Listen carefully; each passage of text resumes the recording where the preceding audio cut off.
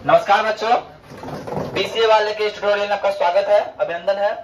और आज हम लोग जो है पिछले क्लास में हम लोग पढ़े थे मंगलम पाठ के बारे में। मंगलम पाठ के जो 5 मंत्र थे उनके बारे में हम लोग पढ़े, उनकी सारी व्याख्या कर चुके थे।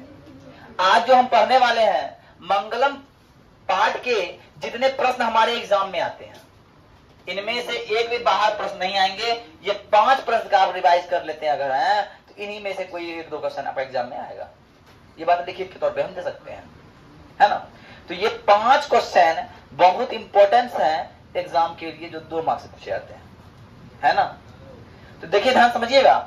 पहला प्रश्न क्या बोल रहा है, आत्मा के स्वरूप का वर्णन करें। तो आत्मा का स्वरूप हम बताया है, आत्मा क्या होता है, छोटे छोटे रूप में होता है, बड़ा से बड़ा रूप में होता है तथा हृदय रूपी गुफाओं में बंद होता है। किसका? मनुष्यों का। तो बात समझिए, आत्मा के स्वरूप का वर्णन करें और ये कहां रहता है।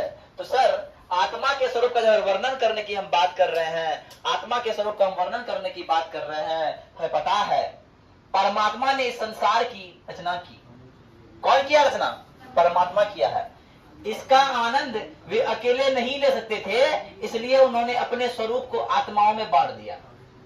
हमारे ईश्वर जो है इस संसार का निर्माण करता है, लेकिन वो इस संसार का अकेले आनंद नहीं ले सकता, इसलिए अपना स्वरूप को, अपना ईश्वर अपना स्वरूप को आत्माओं में कन्वर्ट करता है, डिवाइड कर दिया है, बांट दिया है। अब जो गुण परमात्मा में थे वही आत्मा बन गए। जो परमात्मा का गुण था वही गुण क्या बन गया? आत्मा बन गया। और जो बड़ों से बड़ा रूप में होता है अर्थात छोटा छोटा रूप में भी होता है, जो इस सत्य को समझ लेता है वो सदा के लिए सुखी हो जाता है।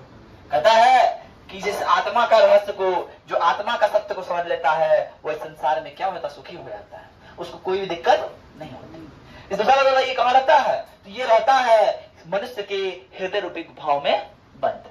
कौन? आत्मा। आत्मा कहां रहता है? तो मनुष्य के हृदय रूपी गुफाओं में बंद रहता है। अब दूसरा प्रश्न क्या है, नदी और विद्यमान में क्या समानता है? तो मेरा श्लोक था, यथा स्मंदमाना समुद्रे अथा विद्यमान रूपाद नाम रूप विमुक्त, है ना, था ना। जिस प्रकार समस्त नदियों का जल अपने नाम रूप को छोड़ देती है और समुद्र में जा मिलती है, उसी प्रकार विद्यमान लोग अपने नाम रूप का, मोह का इतना गुणगान नहीं करते। वो भी अपने नाम रूप को त्याग देते हैं, अपनी प्रभुता को त्याग देते हैं और वो परम रूपी परमात्मा में क्या हो जाते हैं? एकाकार हो जाते हैं। क्या सिमिलरिटीज है हम में और नदी में, विद्यमान में और नदी में क्या सिमिलरिटीज है? तो जिस प्रकार नदियां अपने नाम रूप का गुणगान नहीं करते, उसी प्रकार विद्यमान लोग भी अपने नाम रूप का क्या करते हैं? त्याग करते, गुणगान नहीं करते। आई बात समझिए। तीसरा है, मंगलम पाठ के आधार पर सत्य के स्वरूप का वर्णन करे। तो मंगलम पाठ कौन सा जो पाठ पढ़े? तो मंगलम पाठ के अनुसार सत्य का मुख ढका हुआ है किससे? स्वर्णमयी पात्र से, हिरण्मयी पात्र से ढका हुआ है, है कि नहीं?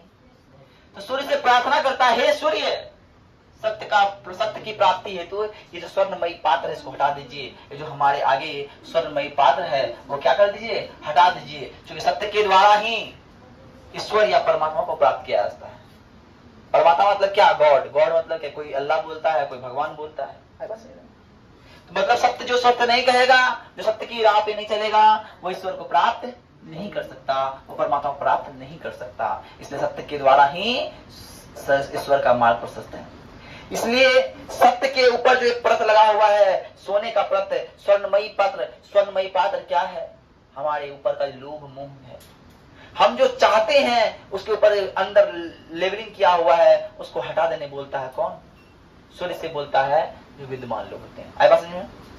अब चौथा प्रश्न है, विद्वान मृत्यु को पराजित करते हैं। विद्वान पुरुष अपनी अल्पज्ञता को स्वीकार कर लेते हैं। हमारे अंदर जो अज्ञानता है उसको हम स्वीकार करते हैं, नहीं यार हमको इतना ही आता है। और जो ज्ञानी है उसको लगता है नहीं वो ज्ञानी है। और जो मूर्ख व्यक्ति होता है उसका एक बहुत बड़ा खूबी होता है कि वो अपने आप को ही बेसी विद्वान मानेगा, लोग को कुछ नहीं समझेगा। लेकिन जो विद्वान होता है वो अपने आप को अल्पज्ञ मानता है, बोलता है हमको कुछ नहीं आता बाबू, जो आता है ठीक आता है, आप श्रेष्ठ हो सकते हैं, है क्या ना। इस विचार को धारण कर वो मृत्यु को वश में कर लेता है, और मृत्यु को पार करने का इससे कोई अलग दूसरा मार्ग है। अहंकार को छोड़ देना ही मृत्यु को वश में कर लेना है। तो जिस दिन अहंकार को छोड़ दोगे, अहंकार को त्याग दोगे, मृत्यु को अपने वश में कर सकते हो। अब 5वां है, ये अंतिम है। ये कई बार पूछा गया है, मंगलम पाठ के आधार पर 5 वाक्यों में वर्णन करें। तो मंगलम पाठ उपनिषद से लिया गया है। इसमें 5 मंत्र हैं जो 4 उपनिषद से लिया गया है, कंठ, मुकनर, मुंडक, ईशोवाच और श्वेताश्वर। कंठ, मुंडक, ईशोवाच और श्वेताश्वर उपनिषद से लिया गया है। इसमें कितने मंत्र हैं? तो 5 मंत्र हैं। ये ज्ञान किसका देता है? तो ये सत्य का ज्ञान देता है, ये सत्य का ज्ञान देता है, ये परमात्मा का ज्ञान देता है, ये आत्मा का ज्ञान देता है। इसलिए हम क्या सीखे? सत्य के बारे में सीखे। इसलिए हम क्या सीखे? परमात्मा आत्मा के बारे में सीखे। इसलिए हम क्या सीखे? कि मोह को त्यागना चाहिए, अपने अंदर की जो मोह है उसको त्याग देना चाहिए, अपने अंदर की जो लालच को त्याग देना चाहिए। ये सीखे ना? तो ये 5 बहुत इंपॉर्टेंट प्रश्न थे। अब आगे हम लोग जाते हैं पाटलिपुत्र चैप्टर की ओर बढ़ेंगे। किसकी ओर बढ़ेंगे? पाटलिपुत्र। तो पाटलिपुत्र भी बहुत बड़ा चैप्टर है। इसे पाटलिपुत्र के बारे में बताया गया है, तो उसको हम आगे पढ़ाते हैं आगे नेक्स्ट क्लास में, ठीक है।